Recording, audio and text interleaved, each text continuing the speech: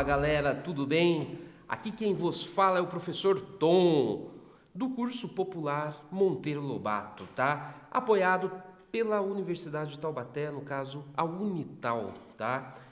Sou professor de História, né? Formado por essa instituição. Então hoje é um prazer aqui, vamos gravar e vamos discutir um pouco, brincar um pouquinho aí sobre a história do Brasil no Enem.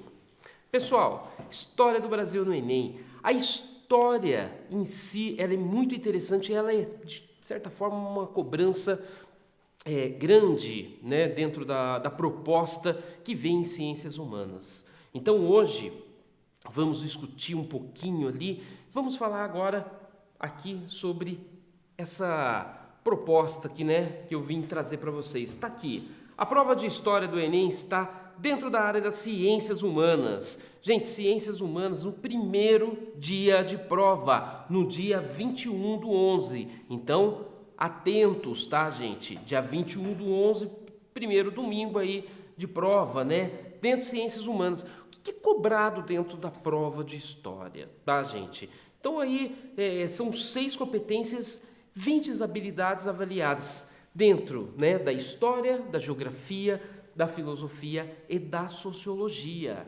Então, é uma prova que você precisa, de certa forma, estar preparado. Por que o aluno tem que estar preparado? Tá? Ela tem várias situações que não é mais o que é, para quê. Tá? Agora é um relacionamento, ele faz uma relação. E isso é muito importante você usar na sua prova. O seu conhecimento, tá? E o que cai aí? Quais são os assuntos mais abordados, tá certo, gente? Então trouxe aí, ó, Brasil colonial, Primeira República, primeiro e segundo governo de Vargas, Brasil oligárquico, ditadura civil militar no Brasil, Guerra Fria, escravidão no Brasil, Império, tá? Porcentagem aí, mais ou menos, tá, gente? República sempre cai 30% da prova, tá? Colônia, 15%, Império, 15%, contemporâneo, né, 16% aí, patrimônio cultural, 10%, e aí dentro disso você também tem aí a proposta da mão de obra indígena, mão de obra escrava, como que eles vão trabalhar toda essa proposta na prova, tá, gente? Então vamos lá. Aqui também eu trouxe um percentual de história geral e do Brasil.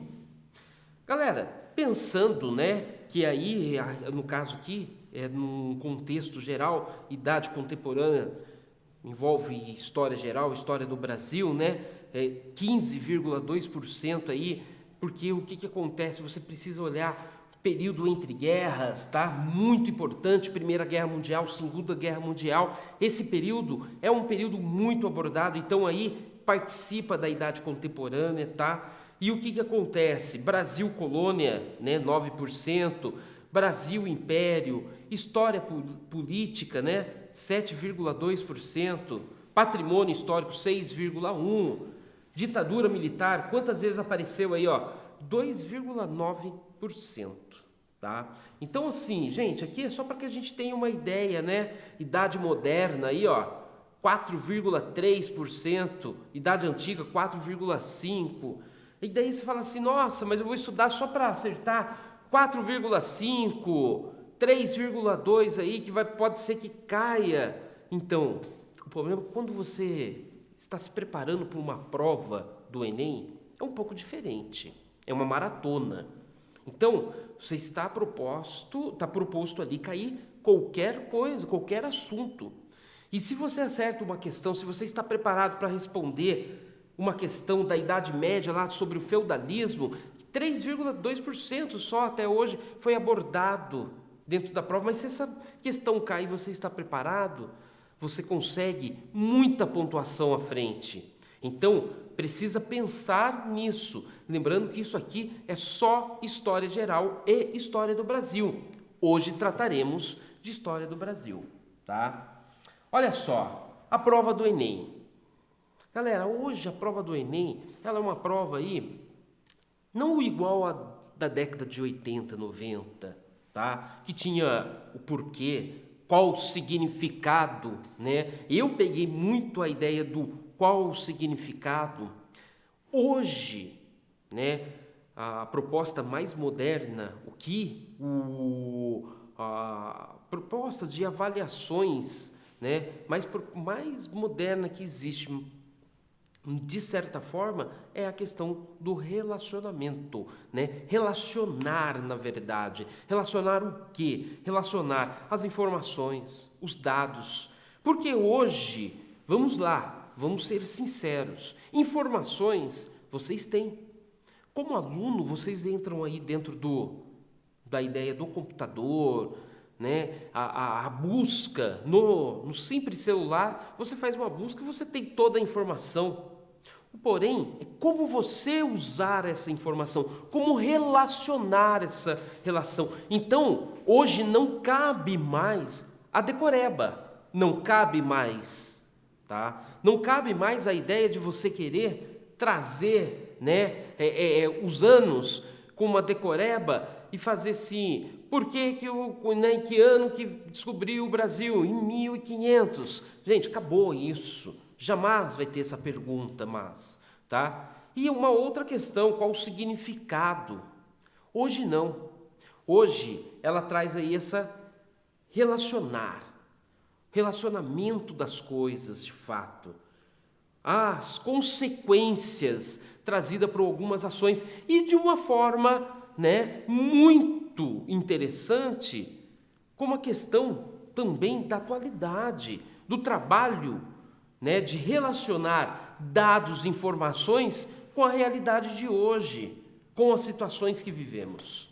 Então fiquem muito espertos, assistam um jornal, leiam um jornal, procurem entender os assuntos que estão sendo abordados, estão em pautas no ano, assunto que até maio, até junho, você precisa saber todos que estavam acontecendo ali, o que aconteceu. Isso é muito importante porque essa relação vai ser abordada dentro da prova do Enem. E você tem que estar preparado, tá certo? Então vamos lá.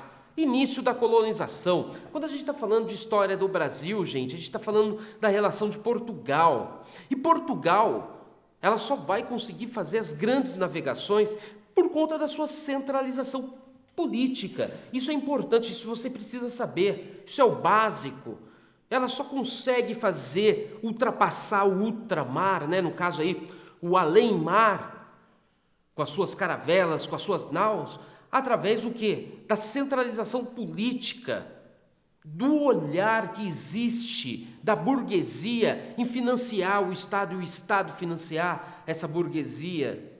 E a igreja olhando para isso como uma grande proposta de conseguir conquistar novos cristãos. Lembrando que a igreja ela sofre muito nesse período, principalmente com a reforma protestante, né? Lembrando que a ideia de você fazer uma cruzada, né, de ir conquistar novas terras, e isso não deixava de lado também os ideais da igreja, que a igreja vai participar. Então, esse momento de colonização do Brasil, há todo um processo complexo por trás.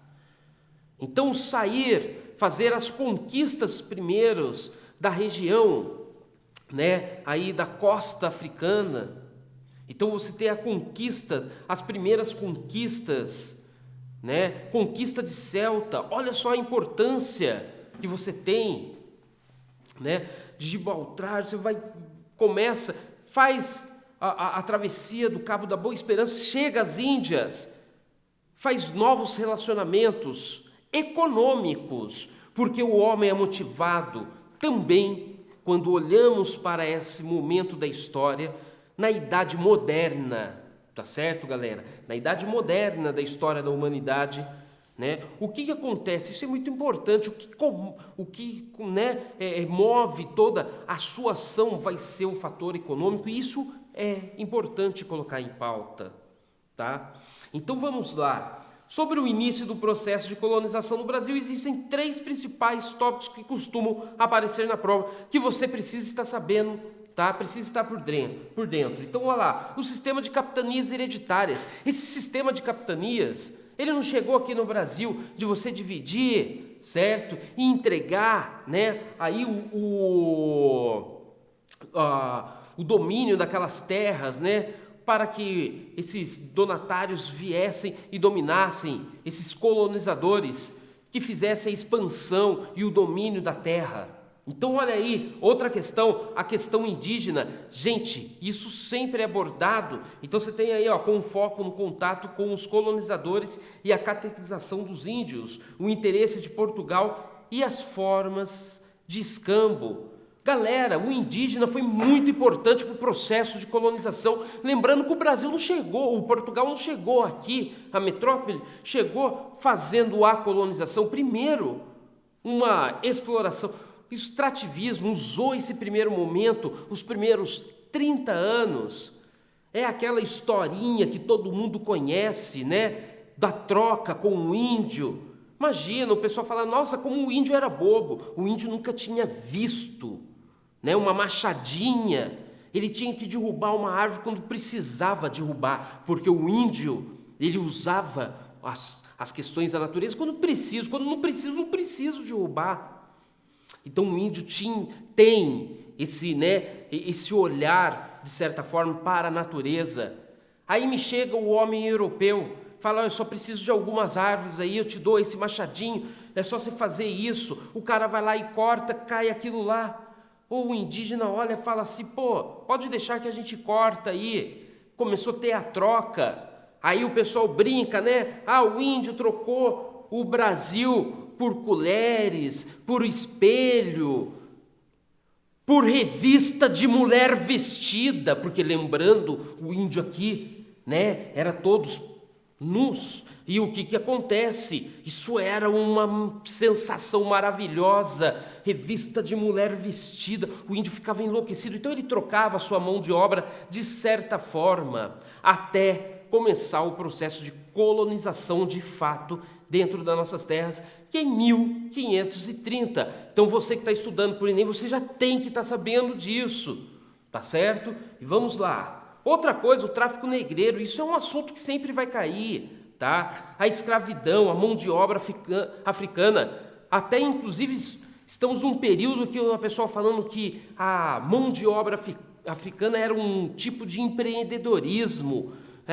Que tipo de empreendedorismo você ir lá tirar o ser da terra dele, da sua cultura e trazer obrigado a trabalhar nessas terras. Então prestem bem atenção, estudem, olha com um olhar científico, tá certo? Os historiadores tratam dessa forma para que você não tenha erros, tá? Então vem aí, lembre-se também de todo o contexto histórico, econômico e político, né, dessa fase, com a economia açucareira, uma coisa, e o escravismo, não pode esquecer, tá certo, gente? Então, gente, vamos lá, uma coisa aí, só terminando aqui, além disso aí, não se limite à colonização dos portugueses no Brasil.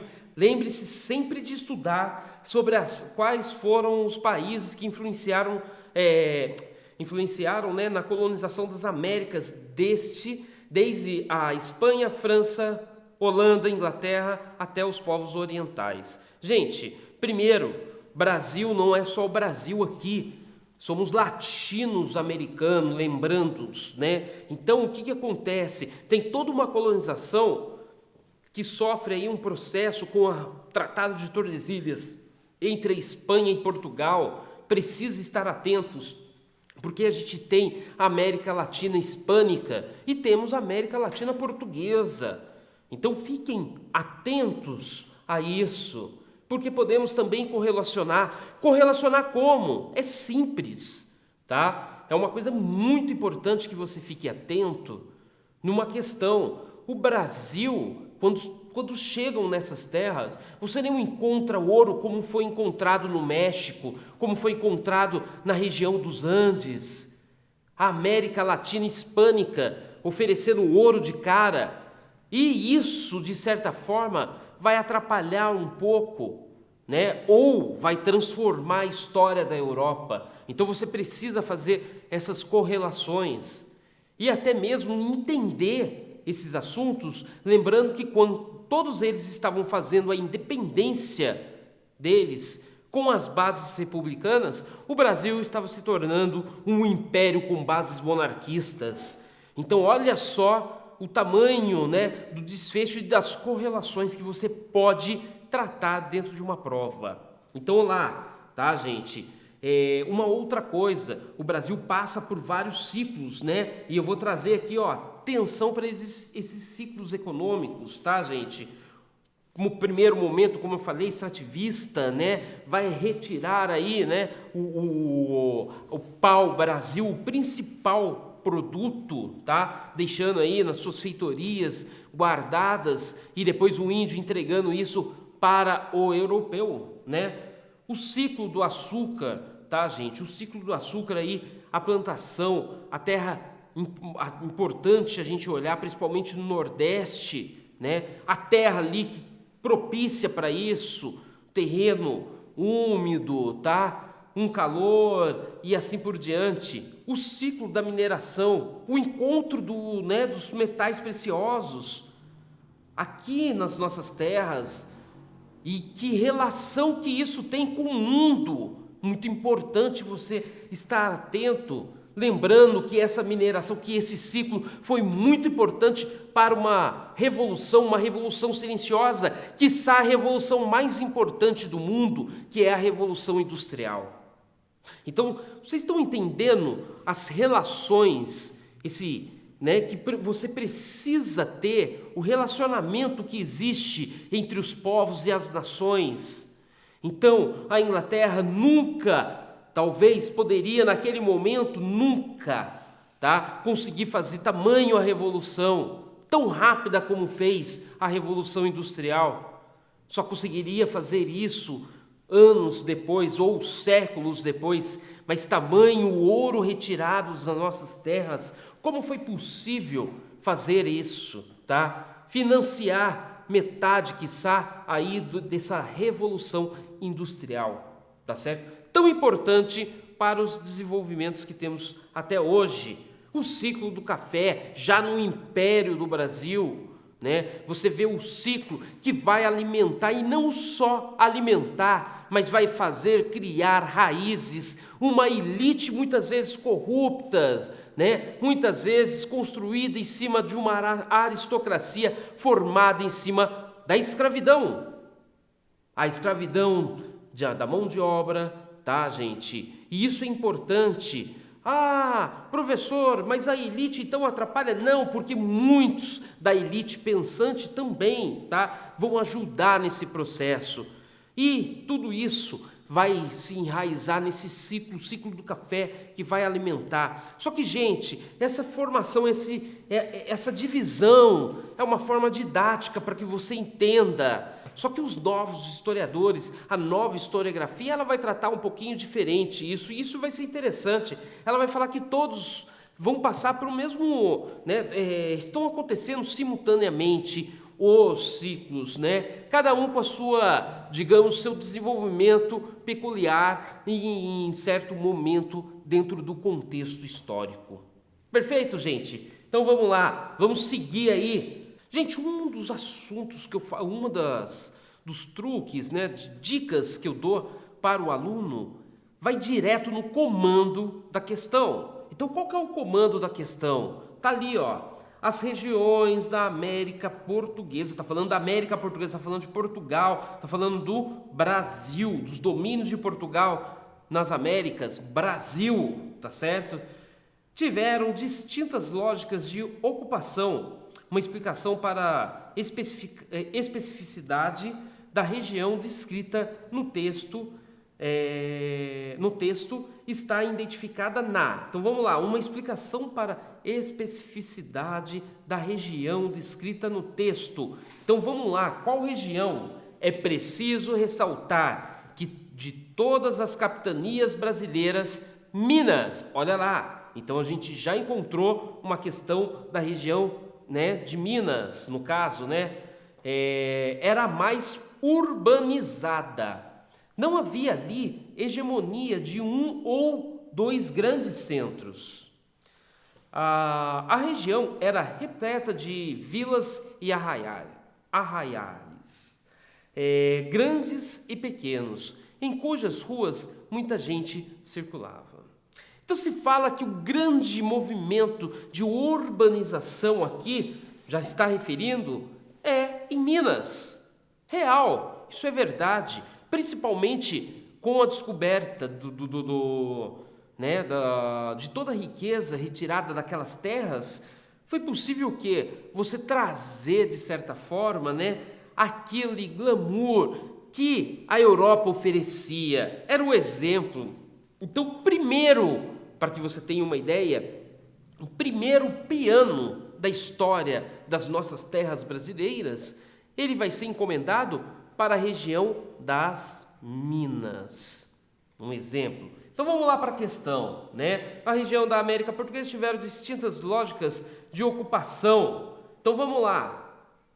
Teve distintas lógicas. Por quê? Será que a região das Minas era mais, digamos assim, era mais investido neles, nessa região, do que na região do Nordeste? Sim. Se encontrar o ouro lá? Sim. Quer ver uma situação? Será que a vila de São Paulo era tão importante, a capitania ali, era tão importante como a de Minas? Não, não era mais importante, porque Minas vai ser mais importante. Então vamos lá, vamos tentar identificar aqui. Apropriação cultural diante das influências externas. Olha só, é muito legal, tá, gente? A prova do Enem, porque aqui ela está falando apropriação cultural, não é uma apropriação cultural, diante das influências externas, mas existem influências externas, então ela é perigosa, não é distratores, tá, gente? A prova do Enem, ela vem com distratores. Existe uma questão correta, as outras, elas estão quase corretas, como essa que acabamos de ver, tá? E não tem mais pegadinha como era na minha época. Hoje não. Hoje ele faz alguma relação com alguma coisa, mas que não está dentro daquele contexto.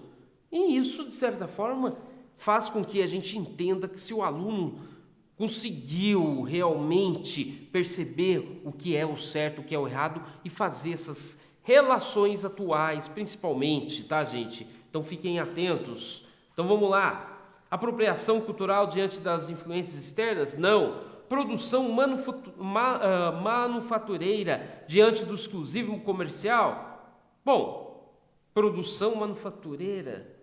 Então deixa eu falar uma coisa. A gente está falando da região de Minas. Em Minas a gente vai ficar produzindo as coisas? Não. Vai comprar. Tem ouro agora. Então não é essa.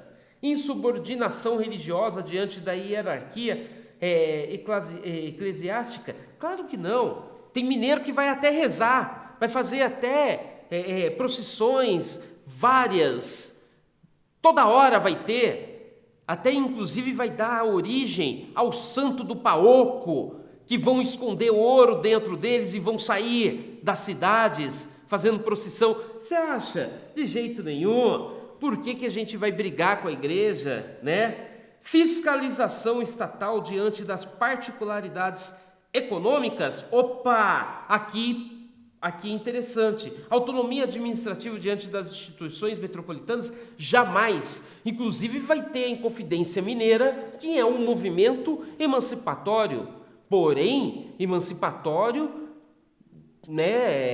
realizado pela elite, e além de realizado pela elite, você também tem um processo muito interessante, que é o quê? É a emancipação da região das Minas, não do Brasil, tá certo? Então eu acredito aqui que é a D, olha aí, alternativa D. Você acha que não vai ter fiscalização? Inclusive, o governo de Portugal vai criar condições de formar um quinto, que vai ser o quinto dos infernos, inclusive, que existe o popular, Porque a quinta parte retirada do ouro é do governo. Então tinha as casas de fundição. Então fiquem espertos aqui, tá certo? Tá aí, por conta da extração do ouro, Minas Gerais sempre foi a mais vigiada, tá? Inclusive picotaram não é isso? Esquartejaram o Tiradentes, que foi um mártir, inclusive foi também uma mostra naquele momento que se ir contra a fiscalização de Portugal, da metrópole, não vai se dar bem, tá certo, gente? Então é a questão no mundo, na Europa, tá certo? Então aí, ó, a primeira coisa que você deve atentar quando for revisar o conteúdo, no caso aí, né, de independência do Brasil, são os fatores de causa, tá, gente? Existem questões que influenciam, né, das ideias iluministas e as questões de chegada da família real no Brasil. Então, por que as ideias iluministas? A gente está falando de liberdade, de igualdade, fraternidade, logo vai acontecer lá dentro da Europa, no centro, no núcleo central, a famosa Revolução Francesa, tá certo? Então, o que acontece? Precisa entender os fatores, as causas que estão acontecendo e que vão, de certa forma, influenciar. As ideias iluministas vão motivar, de certa forma, aí algumas, né, revoluções, né, ou tentativas, como a Inconfidência Mineira, a Inconfidência Baiana, tá? Também a ideia aí na Revolução Pernambucana. Então é importante você estar atento ao que está acontecendo, o que está acontecendo lá. É a Europa, é a Revolução Industrial no século XVIII, é o século XVIII tentando romper com as amarras de um mundo feudal ainda dominado por reis, por monarquia, por um sistema que não há mobilidade social. E muitos desses filhos, desses mineradores que estavam aqui em Minas e que estavam ficando ricos, mandavam seus filhos para estudar onde? Na Europa, e voltava para o Brasil com algumas ideias falando de liberdade, igualdade, fraternidade, falando de Montesquieu, falando de John Locke, falando aí de Rousseau. Então você começa a ter alguns problemas seríssimos, que são as ideias que vêm chegando, né, e que vão aí motivar muitas vezes algumas rebeliões, né, algumas situações. Por que a família real veio parar no Brasil?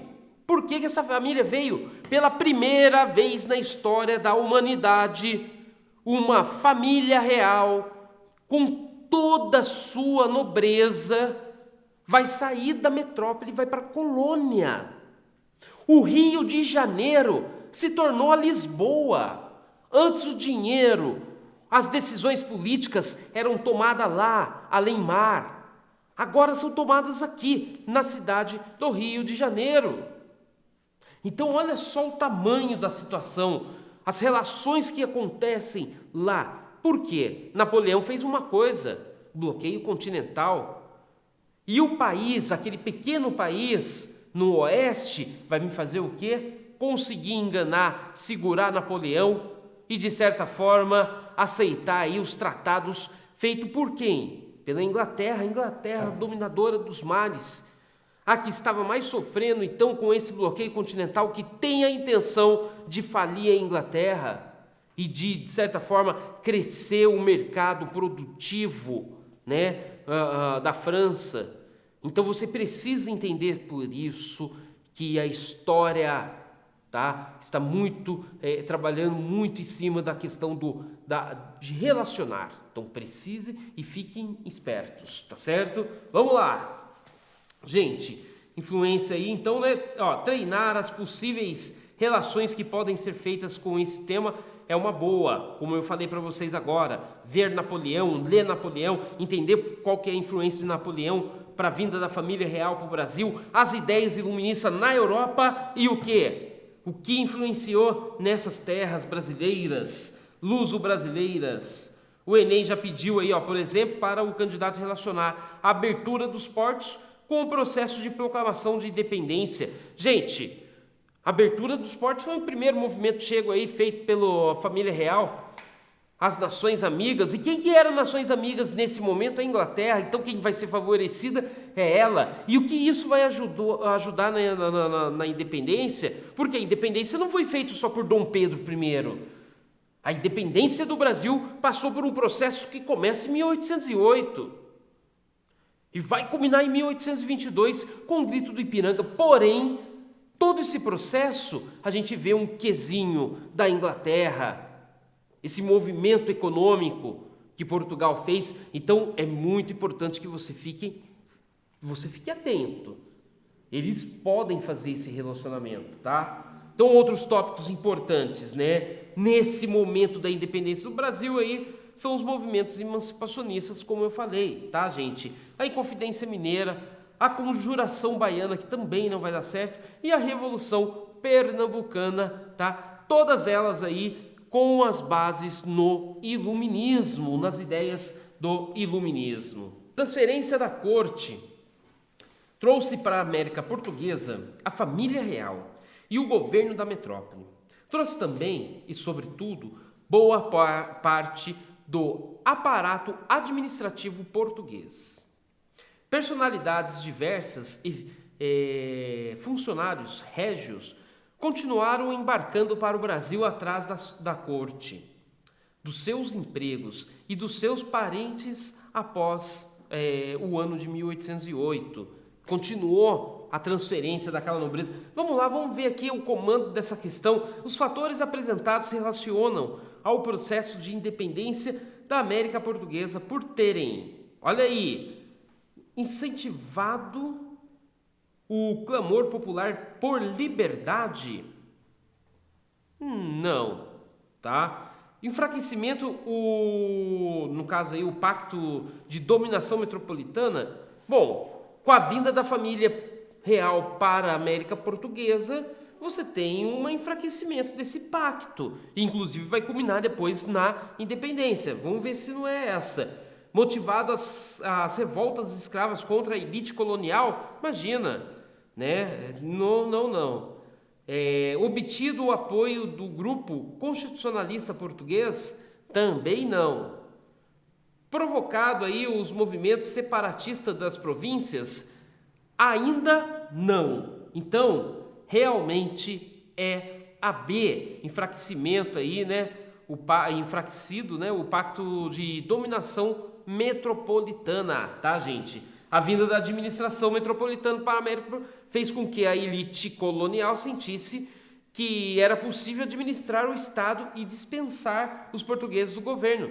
Também cooperou aí a igualdade jurídica do Brasil a Portugal, se tornando em 1815, né, o Reino de Portugal, do Brasil e Portugal Alvares. Gente, olha só que interessante, tá? É a primeira vez na história do país, né, da história da humanidade, que você tem uma metrópole que se muda para a colônia. E isso é óbvio, vai enfraquecer esse pacto colonial, tá certo, gente? E o segundo reinado? Vamos falar aí, né, de Dom Pedro I, mas quais são os... Dom Pedro II, na verdade, tá, gente? Filho de Dom Pedro I, né, deixado aqui nas terras brasileiras para continuar aí dominando, então, o governo brasileiro, tá certo? Então vamos lá, podem encontrar muitas questões associadas ao quê? Crise do escravismo. Gente, só foi possível manter um império no país, no Brasil, tá? Por conta que a elite tinha a intenção de manter esse império por conta que justificava a mão de obra escrava. Então tá aí. A crise do escravismo ela vai ser muito forte, porque quando que vai ser assinada a Lei Áurea? Opa, no Império, em 1888. Então é importante você entender esse movimento. Tá aí, ó. Por isso é altamente recomendável que se revise o movimento abolicionista, principalmente em relação à luta dos próprios negros para a liberdade. Gente, a questão da liberdade, da crise do escravismo no Brasil, primeiro que você tem uma proibição da Inglaterra. Isso também não justifica porque aumentaram os números do tráfico negreiro no Brasil no século XIX, quando você tem a proibição do tráfico, tá? Mas você não tem a proibição da mão de obra escrava aqui no Brasil, inclusive vai aumentar essa mão de obra. Então, olha só, né, aí o tamanho desse impacto. Lembrando, gente, que esse negro ele vem em um movimento, principalmente em 1791, que você vai ter a Revolução dos Negros no Haiti, tá certo? Que vai ser um grande exemplo. Então, é importante você estar atento. Além disso, é importante aí também entender um pouco as leis que vai ajudar nesse processo abolicionista, tá certo, gente? Quais são essas leis, né? Primeiro aí a Lei Eusébio de Queiroz, a Lei do Ventre Livre, se nascesse, né, no ventre de uma mãe negra, você acabava sendo livre, a Lei do Sexagenário, só que muitas dessas leis, tá, gente, para inglês ver, né, principalmente aí ventre livre, aí a criança ficava até os 7, 8 anos, mas se a mãe não tivesse condições, não fosse livre, a criança ficava até os 21 anos na fazenda, trabalhando. Tá certo, gente? Porque não vai ficar lá de graça. Perfeito? A lei aí dos sexagenários, né? A média de morte aí do escravo negro, 37, 38 anos. Então, aqueles que chegavam, né, de certa forma, aí, a 60 anos, você teria aí a sua liberdade. Uma forma de aposentadoria, digamos assim, tá certo? E a Lei Áurea, que de certa forma decretou aí o fim da escravidão do Brasil, mas não o fim dos problemas da relação das classes sociais. Então é bem importante que todos fiquem atentos a isso, tá certo? E como que isso também vai influenciar e agravar cada vez mais os nossos problemas sociais. Gente, né, o domínio, as intenções de Solano Lopes no Paraguai, mas também da influência da Inglaterra e todo o movimento que o Brasil teve, tá? Que inclusive aí vai ser muito importante para o nosso país, tá certo? O Enem gosta muito desse tema porque é justamente a transição com a crise do Segundo Reinado. Por quê, gente? Quem vai dar origem à proclamação da República no Brasil vai ser o Exército Brasileiro. Inclusive a gente brinca falando que o Brasil, né, ele passa por processos ditatoriais há algum tempo, inclusive você tem aí uma questão seríssima com a proclamação da República, porque falam que é a primeira ditadura, porque ela foi feita pelos militares e não pelo povo, que vai ficar aí de uma forma bestializada, né, e tratada aí por alguns historiadores. É importante também aí conhecer os dois partidos, né, o liberal e o conservador, dar uma olhada na ideia de parlamentarismo às avessas, né, aquele domínio do parlamento feito pelo Dom Pedro II, algumas decisões. Então, olha aí, será que é dessa forma mesmo que é o parlamentarismo, né? E lembrar-se que nessa época começava a imigração europeia para trabalhar nas lavouras brasileiras dos cafés, tá, gente? Então, o que acontece? Muitos imigrantes, tá? Que vai substituir a mão de obra negra, né? Então, foi a decisão do período, daquele momento, mas que vai acarretar aí, então, um desemprego muito grande, né? Desse negro que trabalhou muito na terra, né? De muitos dos seus senhores. Então, vamos lá. Gente, olha aí uma questão aí do Enem para você aí, da Guerra do Paraguai.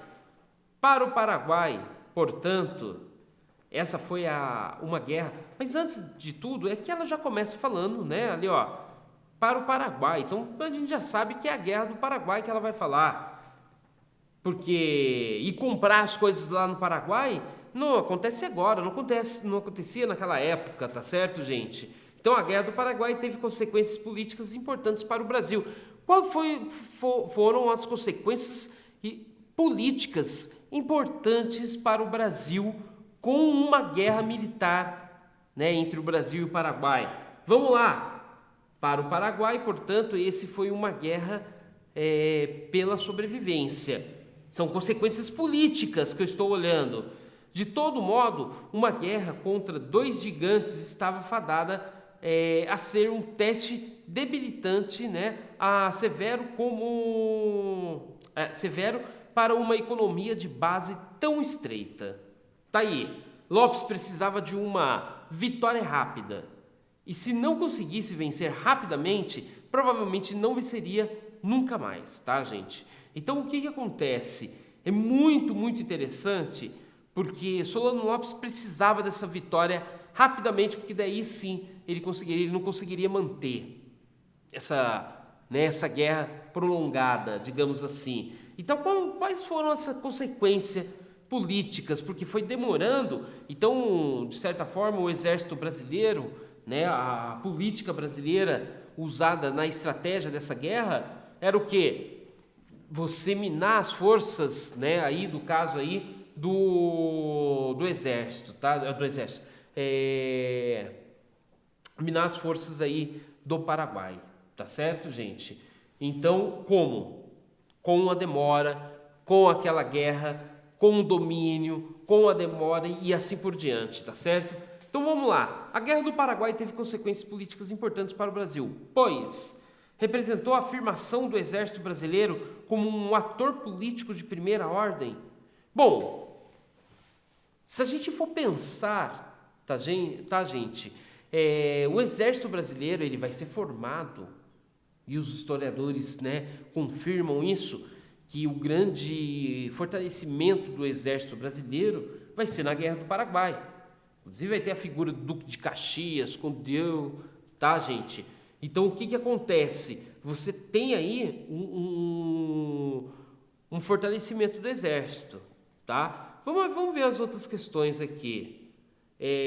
Confirmou a conquista da hegemonia brasileira sobre a Bacia Platina?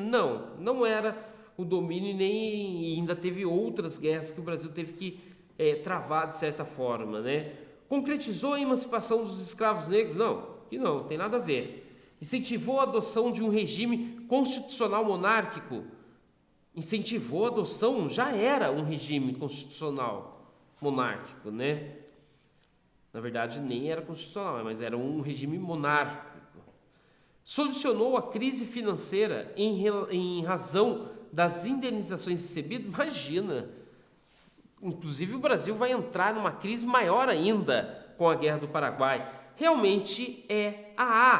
Por que é a A? Tá, gente? Tá aí. Representou, né, a afirmação do exército brasileiro como um ator político de primeira ordem. O exército brasileiro saiu fortalecido, ficou muito forte depois dessa guerra, tá certo? Ela foi organizada, estruturada, tá certo? Passou aí a exigir mais participação no cenário político. Então, as decisões políticas no Brasil começaram a ter o dedo, então, do exército nesse momento, no caso aí dessa arma que eles vão usar, de certa forma, né? Vai ser a participação política nas decisões políticas do país, e isso, é claro, até os dias atuais, tá certo? O que acabaria redundando aí num golpe republicano. Inclusive, o golpe republicano tratado aí por alguns historiadores é porque o exército vai fazer esse golpe, tá certo? Ou então, no caso aí, o exército vai proclamar a república no sentido de tirar o poder da mão, então, e mandar a família real para a Europa. E a partir de então ser dominado. Só que o que acontece? O exército brasileiro ele vai fazer isso num sentido que ele só consegue fazer isso porque ele fica muito fortalecido com a Guerra do Paraguai, tá certo? Por toda a sua estruturação de fato. As demais opções não são corretas, tá, gente? Tá aí. Em todo o país, a lei de 13 de maio de 1888 libertou poucos negros em relação à população de cor. A maioria já havia conquistado a alforria, né, antes de 1888, tá? Por meio de estratégias possíveis. No entanto, a importância histórica da lei de 1888 não pode ser mensurada apenas em termos numéricos. né? O impacto que a extinção da escravidão causou numa sociedade constituída a partir da legitimidade da propriedade sobre a pessoa não cabe em cifras. Gente, o que acontece nesse momento aqui? Está mostrando aí, né, que o negro conseguiu, mas não foi uma grande parte, né? Era uma pequena parte já, porque esse processo ele veio então desfazendo, e isso trouxe uma crise muito interessante, porque o império ele só era justificado porque ele mantinha a mão de obra escrava. A partir do momento que não tivesse mais essa mão de obra, a elite não precisava mais apoiar o imperador, e a partir daí então você dá todo o apoio aí para uma nova fase política do país.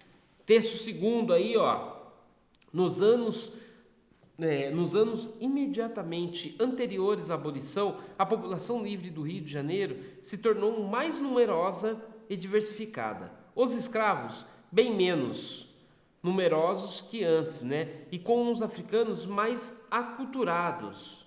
Certamente não se distinguiam muito facilmente dos libertos e dos pretos e dos pardos livres, habitantes da cidade. Também já não é razoável presumir que uma pessoa de cor seja provavelmente cativa, pois os negros libertos e livres poderiam ser encontrados em toda parte, tá certo?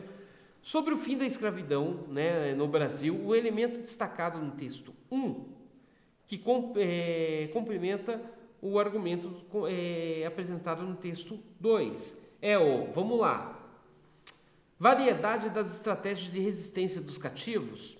Não tinha, né, a questão, a resistência sempre vai ter, mas não era essa. O controle jurídico exercido pelos proprietários?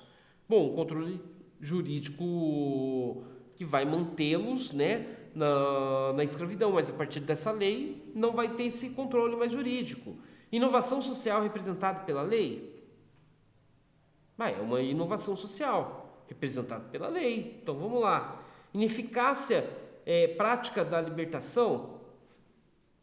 Também de certa forma, mas na verdade não, tá? Ineficácia prática da libertação não, vai acontecer de fato a libertação. Significado político da abolição? Significado político da abolição. Eu acredito que seja essa. Tá aí, ó, alternativa E. Por quê? Significado político da abolição. Ambos os textos abordam sobre aspectos políticos e social, lugar dos libertos na sociedade e as consequências da Lei Áurea, dentro de uma sociedade de proprietários e propriedades. As demais opções ressaltam aspectos jurídicos ou fazem críticas à Lei Áurea, que fogem do assunto abordado no texto. Tá certo, gente? Então a Lei Áurea, sim, faz parte de um movimento político, tá certo? Dentro aí, um significado político muito forte dentro desse processo de abolição da escravatura, né? Esse movimento abolicionista no Brasil no século XIX, tá certo?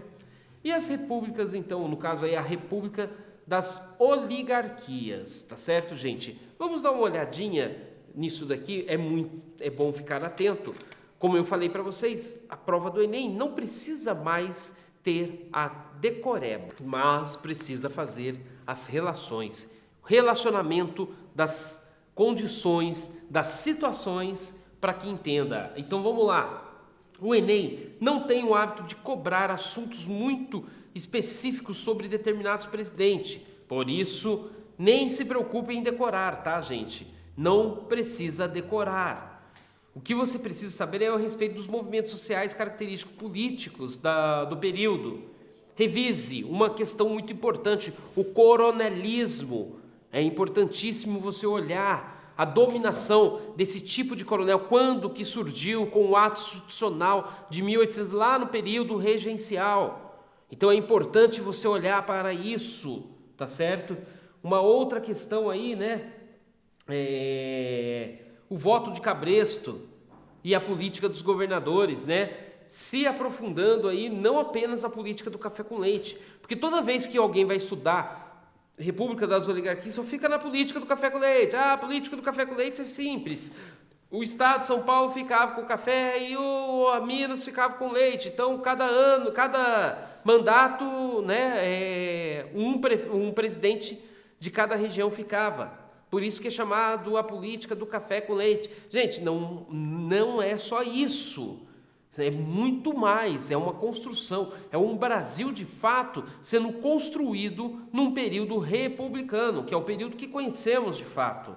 Recomendamos que estude aí os movimentos sociais. Então, olhar para Canudos, olhar para Contestado, o cangaço, o porquê da importância. Será que o cangaço era tão ruim assim, de certa forma? O porquê? Qual é a consequência? Ele é consequência do quê, esse cangaço? E isso é muito importante nós enxergarmos, tá, gente? A figura de Lampião, no caso, né?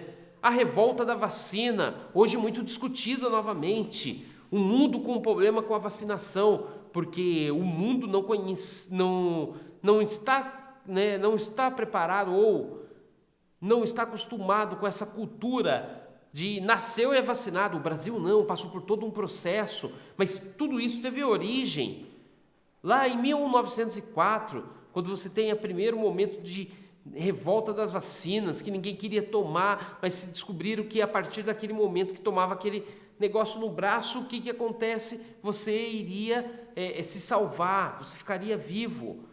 Em pouco tempo, né, foi um momento que colocaram a vacina também de uma forma obrigatória. Então, todo esse processo é importante a gente olhar, tá certo, galera? Revolta da Chibata, o negro, mesmo, né, protegido juridicamente, politicamente pela Lei Áurea, lembra o que vai acontecer? Ele vai ser tratado dentro do Exército, da Marinha, como quem? Como negro. A punição vai ser diferente. E isso vai trazer uma grande revolta na Marinha. Então, no caso aí, o João Cândido, né, vai liderar movimentos modernistas e greve geral de 1917. O que vai levar essa greve geral? Quais são os ideais? Estava acontecendo um movimento europeu de greves, mas também de um sentido ideológico como nacionalismo, que muitos, e anarquismo também, e socialismo, que muitos vão ser trazidos pelos italianos vindo para o Brasil e principalmente trabalhar nas fábricas, né, em São Paulo. Então que vai ter um movimento de greve geral muito forte. Então tá aí, o problema central a ser resolvido pelo novo regime era a organização de um outro pacto de poder que pudesse substituir o arranjo imperial com graus suficientes de estabilidade. O próprio presidente Campos Salles, tá, gente? No caso aí, nosso presidente republicano, tá, gente? Primeiro civil, né? Resumiu claramente o seu objetivo. É de lá, dos estados que se governa a república, por cima das multidões que tumultam agitadas nas ruas da capital da União. A política dos estados é política nacional. Então, falando aí, de certa forma, a política dos governadores, tá, gente? No caso aí, estadual, tá certo? Nessa citação, o presidente do Brasil, no período, expressa uma estratégia política no sentido de governar com adesão popular. Isso parece presente na nossa história, né? Atrair o apoio das oligarquias regionais. Conferir também, atrair o apoio das oligarquias, interessante. Conferir uma maior autonomia às prefeituras? Não. Ao Estado talvez, mas às prefeituras talvez não. Democratizar o poder do governo central? Imagina, vou dividir o governo, vou dividir o poder. Ampliar a influência da capital no cenário nacional? Pode ser, mas não é. Olha aí, é a B, é óbvio. Tá aí, atrair o apoio das oligarquias regionais. Isso é muito importante. Essas oligarquias que vão muitas vezes promover a ideia de um governador, do presidente no poder, tá certo? Então tá aí, ó, a questão retrata claramente o poder que os estados e não o governo central possuía no Brasil. Dessa forma, o presidente Campos Salles afirma que precisa do apoio dos governadores para poder governar o Brasil, no fenômeno conhecido como política dos governadores, tá certo? E a Era Vargas, uma era muito tratada também dentro da história do Brasil. Então, e aí, ó, em Era Vargas, o Enem gosta de cobrar as questões associadas aí à cidadania. Por isso, estude a questão do voto, revise cada uma das constituições, veja como se deu a participação do Brasil na Segunda Guerra Mundial e como foi o período do Estado Novo. Tá certo, gente? Então, olha só quanta coisa que você precisa olhar, revisar uma das constituições, as constituições, né, feito aí, estude a questão do voto, vai ser muito importante, que vai ser garantido nesse período, né, a participação do Brasil na Segunda Guerra Mundial e como foi, né, o período do Estado Novo.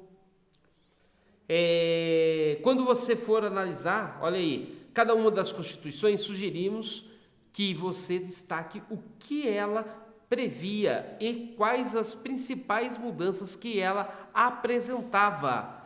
Então, se é o direito ao voto universal, voto feminino, isso é muito importante, direitos trabalhistas, tá, gente? Isso vai ficar muito marcado dentro do governo do Getúlio Vargas, tá? Outro ponto que o aluno deve se atentar é sobre o conceito de populismo, tá, gente? Como pergunta do tipo, por que o governo Vargas é populista e o que é o populismo? E quais suas características? E se essas características também influenciaram a América Latina, tá certo, gente? Tá aí, ó. Se esse líder influenciou, e bastante, tá, gente? Então vamos lá. As relações do Estado brasileiro com o movimento operário. Então vamos lá, durante o governo de Getúlio Vargas, olha o comando da questão, foram desenvolvidas ações de cunho social, dentre as quais se destaca, então olha aí, as relações, eu preciso descobrir as relações, né, ou o desenvolvimento das ações sociais dentro, no caso aí, do governo de Getúlio Vargas. Então eu já sei que eu tenho que descobrir isso. Então, olha aí, vamos para as questões. As relações do Estado brasileiro com o movimento operário e sindical, bem como as políticas públicas voltadas para as questões sociais durante o primeiro governo da Era Vargas, né, de 1930 a 1945, são temas amplamente estudados pela Academia Brasileira em seus vários aspectos. São também os temas mais lembrados pela sociedade quando se pensa no legado varguista. Bom, estou falando de operário, sindical, então estou falando dos direitos trabalhistas, porque toda vez que a gente fala de Getúlio Vargas, a gente fala da lembrança que temos, né, do que estudamos, tá certo, gente? Que são as ações trabalhistas feitas por esse homem. Então, durante o governo de Getúlio Vargas foram desenvolvidas ações de cunho social, trabalhista, lembramos agora, né? Você viu que eu não preciso decorar? Eu preciso saber disso. Dentre as quais se destaca o quê? A disseminação de organização paramilitares inspiradas nos regimes fascistas europeus? Não.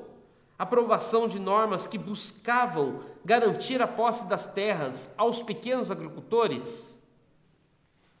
Não. Também não é essa. Aprovação de normas que buscavam garantir a posse de terra. Inclusive, isso é quando a gente fala de posse de terra no Brasil, a gente fala da Lei de Terra de 1850, que vai fazer de tudo para que não ocorra a concentração de terras na mão de pequenos proprietários, somente os grandes proprietários. Então já foi feita uma política para essa situação. Então vamos lá. criação de um conjunto de leis trabalhistas associadas ao controle das representações sindicais? Opa, eu acho que é essa, porque é um conjunto de leis trabalhistas que são ações de direito de cunhos sociais, tá certo? Então vamos lá, implementação de um sistema de previdência e seguridade para atender os trabalhadores rurais? Não.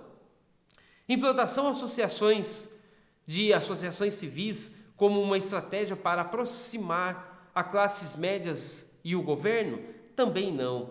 Eu acredito que é a C. Tá aí, tá certo, gente? Porque ele vai trabalhar e vai garantir muito dessas ações sociais, né? Principalmente a ideia das leis trabalhistas, tá certo, gente? E também o sindicato, vai usar muito o sindicato. Uma outra questão de Getúlio Vargas, tá, gente? Porque é muito abordado. Então tá aí, Getúlio libertou o povo e são 8 horas de trabalho e só. Olha só que interessante, é aquilo que a gente estava falando. Não tinha que trabalhar dia e noite, mas não. Getúlio é que fez as leis. A princesa Isabel assinou a libertação em 1888, mas quem nos libertou do jugo da escravatura, do chicote, do tronco, foi Getúlio Dornelles Vargas. Papai falava assim: meu filho, nunca houve no mundo governo igual a esse, meu filho. Relato de Cornélio Cancínio, 82 anos, descendente de escravos, Juiz de Fora, Minas Gerais, 9 de maio de 1995. A construção da memória apresentada no texto remete ao seguinte aspecto da referida experiência política: enaltecimento do sentido, do sentimento pátrio ligado à consolidação da democracia. Não sei se é essa, não. Fortalecimento da ideologia oficial limitada à dimensão da escola. A escola também foi um passo muito importante, a escola pública, pelo Getúlio.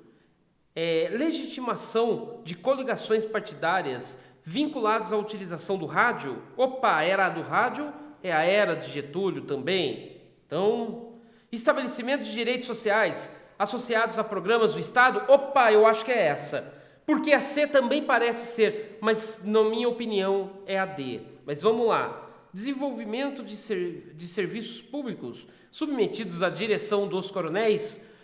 Não.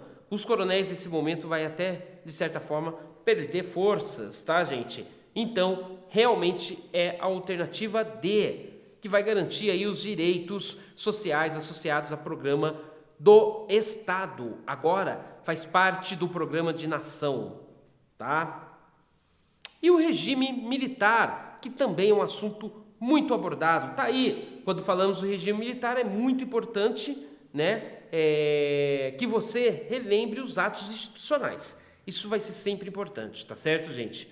Então, quais são os principais aí? O ato institucional número 1, o AI-1, o AI-2, o AI-5, que é a linha dura da ditadura militar. Um tópico muito importante é o governo Médici. Tá aí, porque ele representa o auge de todo o militarismo, violência e repressão do governo civil-militar no Brasil de 1964, tá certo? Assunto muito polêmico que ultimamente estava deixando de ser abordado por conta de processos ideológicos, sociais. Porém, é um assunto real que precisa ser discutido, principalmente porque ele é sempre muito abordado nessas condições, tá certo? Então vamos lá. Para se ter uma noção, esse período ficou conhecido como os anos de chumbo, tá certo? Recomendamos que se atente também para o milagre econômico, tá? Questão inflacionária no Brasil, Esse foi um momento de bons índices econômicos para o país, porém houve a concentração de renda E o Enem costuma cobrar essas consequências. Isso é importante. Todo momento de crise há concentração de renda. Para finalizar, revise aí também, como foi o período de transição democrático. Tem que ficar atento aos movimentos sociais políticos como as diretas já, Lei da Anistia, Comissão Nacional da Verdade, que foi uma comissão feita agora em tempos atuais. Então, por favor, gente, fiquem atentos. Olha uma questão aí interessante. Queremos votar. É o povo falando. E daí tem um militarzinho aqui embaixo falando aí, voltem para suas casas. O povo é ilegal. Olha só que interessante. A imagem faz referência a uma intensa mobilização popular e pode ser traduzida como a campanha popular que confronta a legitimidade das eleições indiretas no país. Pode ser essa. A manifestação de milhares de pessoas em prol da realização das eleições para o Senado? Não. A ideia nem era o Senado nesse momento. As passeatas realizadas em prol ao fim da ditadura militar no Brasil e na Argentina, não. A Argentina fica com seus problemas e nós com os nossos. Tá certo? Os comícios e manifestações populares pela abertura política de forma lenta e segura. Isso era a fala do presidente, não das manifestações populares. O Figueiredo tinha essa fala, não o povo. O movimento que exigia o direito à igualdade de voto para homens e mulheres? Claro que não, gente. É aquela uma. Olha aí, a campanha popular que confrontava a legitimidade das eleições indiretas do país. Então tá aí, no final da ditadura militar, 1964 a 1985, 21 anos, tá, gente?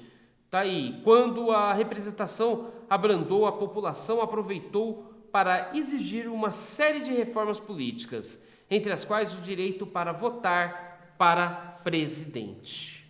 Tá certo? Então tá aí, a charge do Enfio retrata uma das passeatas pela direta já, que mobilizaram o Brasil.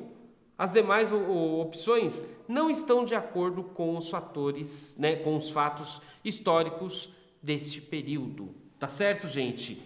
E por último aí, só para que a gente entenda, a nova república, após as diretas já, você tem aí o governo de José Sarney, após a morte de Tancredo, que ele vai assumir no lugar, tá certo? É importante aí lembrar que esse foi o período de maior inflação brasileira, chegamos a 2000%. Tivemos também a aprovação da Constituição, a famosa Constituição Brasileira de 1988, a Constituição Cidadã, tá? Que muito questionada muitas vezes, tá certo? Por isso vale a pena pesquisar aí quais foram as principais mudanças trazidas por esse documento. Então tá aí, sobre o Collor, vale revisar os movimentos caras pintadas, o movimento antes da sua queda. Já a respeito do Fernando Henrique Cardoso, é importante você identificar, revisar aí a ideia do neoliberalismo e as políticas de privatização do país. E também, gente, as características, o porquê que vai acontecer, as consequências do Plano Real, que vai dar certo e que, de certa forma, é a moeda vigente até os dias atuais. Galera, espero que vocês tenham gostado aí da aula, uma explanação aí da aula da história do Brasil no Enem, os assuntos mais abordados.